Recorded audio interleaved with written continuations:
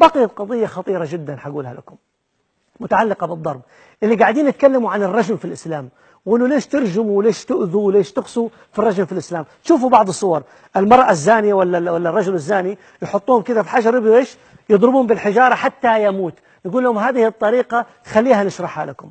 الآن الرجل والعياذ بالله زنى، رجل محصن أو مرأة محصنة، وفي شروط صعبة جدا حتى نحقق هذا الأمر، صعبة جدا جدا. إما أنك أنت تعترف أو يشهدوا عليك 4 شهود ويبين الأمور. هذه ما وردت أصلا في التاريخ، ومن أعقد التصرفات أنه 4 يشوفوا العملية الجنسية هذه. بقيت قضية أني أنا أعترف. لو أنك اعترفت بهذه القضية وأصريت زي ما سوى ماعز الأسلمي، يجي للنبي صلى الله عليه وسلم فيبعده ويقول له أبيك جنون، أنا سويت هذه القضية، الله صلنا نحن نبعدك. وبعدين يجي ابن عمه يحكي ابن عمه، ترى أنا سويت مع امرأة كذا وكذا وكذا.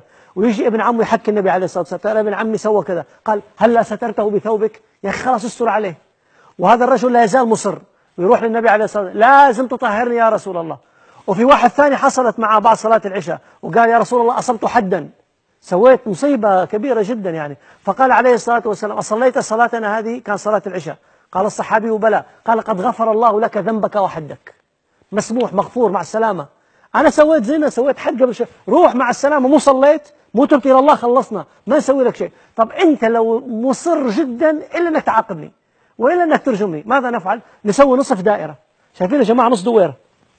وبعدين مش نحيط به كلنا زي اللي قاعدين نشوفه في بعض الصور للأسف الشديد اللي شوه الإسلام، نصف دائرة. وما يجوز نضرب الوجه ولا أسفل البطن.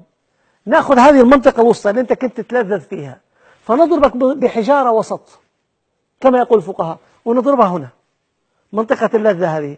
فإذا شفت لسعتها وأنت اللي معترف على نفسك، نحن نقول لك بعد، الله يسامحك، لعلك أنت مصر سنة وسنتين تقول لازم ترجموني. فلما شفت ضرب الحجارة الوسط عليك ايش سويت؟ هربت. وهذا مع فعلها رضي الله عنه وأرضاه، فهرب وشرد. فالصحابة جاء النبي صلى الله عليه وسلم فقال هل لا تركتموه؟ خلاص سامحوه يا رسول الله، هو اعترف وهذا حد من القيمة، خلاص اتركوه. إذا ماذا يعني في الإسلام؟ ليس مبدأ الإسلام الضرب ولا القسوة ولا الشدة. وإذا أنت مصر جدا إلا تتعاقبك، فنعاقبك ببعض الرسائل اللي توصلك، وإذا مشيت روح الله يسامحك ولا نكمل القضية معك. بالله عليكم أن يفهم هذا الكلام. يشتكي الإسلام، يقول الإسلام يدعو إلى ضرب الطفل، يقول لا والله لا يدعو إليه. ونقول هذه حالة استثنائية جدا لبعض الأطفال، والأصل أنه عندك 5500 محاولة بالكلام الطيب واللين إلى آخره.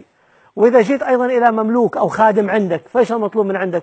لو أنك أغضبك هذا الرجل ومديت يدك عليه بمجرد هذه الحركة فهو حر لوجه الله، هذا العبد، فما بالك بالحر أصلا اللي ما يجوز أصلا تضربه، هو خادم لديك. وإذا جينا للمرأة، الأصل في المرأة أن لا تضرب وأن لا يمد اليد عليها. هذه في حالة خاصة اسمها النشوز، والنشوز برضو حالة خاصة جوا الزوجية، جوا العهد الخاص بينكما، حتى لا تبعد عنك وحتى لا تلقيك إلى طرف آخر أو أسلوب آخر، فأنت تبين شيء من غضبك لها. وهذه لامرأة إن ضربت تعلمت وتأدبت.